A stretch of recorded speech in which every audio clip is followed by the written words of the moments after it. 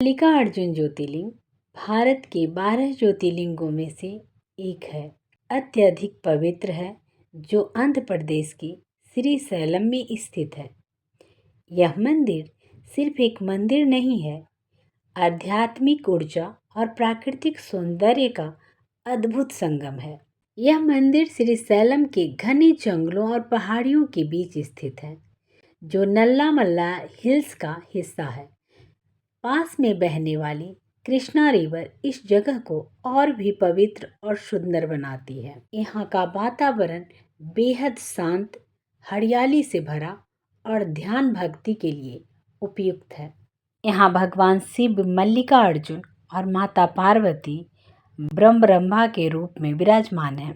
यह एकमात्र स्थान है जहाँ ज्योतिर्लिंग और शक्तिपीठ दोनों एक साथ हैं। इस स्थान की कथा भगवान शिव, माता पार्वती और उनके पुत्र कार्तिकेय से जुड़ी हुई है। जब कार्तिकेय जी नाराज होकर यहाँ आकर रहने लगे, तब माता पिता उन्हें मनाने आए और यहीं बस गए। इसी कारण यह स्थान माता पिता के प्रेम और त्याग का प्रतीक माना जाता है। आप जब भी कभी यहाँ आते हैं तो यहाँ घूमने के और भी बहुत से जगह हैं। श्रीशैलम डैम भारत के सबसे बड़े बांधों में से एक है। बहुत सुंदर दृश्य देखने को मिलता है। ब्रह्मा टेम्पल माता पार्वती का शक्तिपीठ मल्लिकार्जुन मंदिर के पास ही स्थित है। पाताल गंगा, यहाँ श्रद्धालु सीढ़ियाँ उतरकर कृष्णा नदी में स्नान अथवा बोटिंग करते हैं।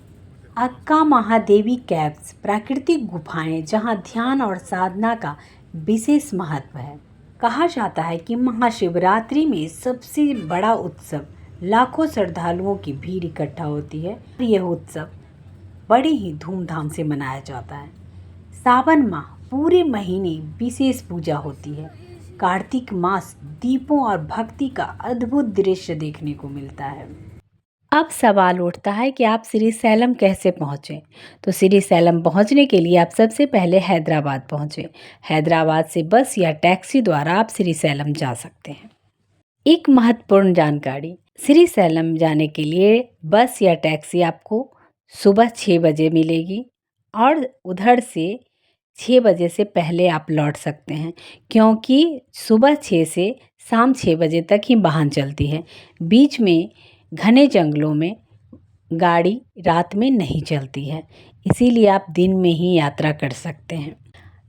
इसलिए आप सोच कर जाएं कि रात में आपको वहाँ स्टे करना होगा।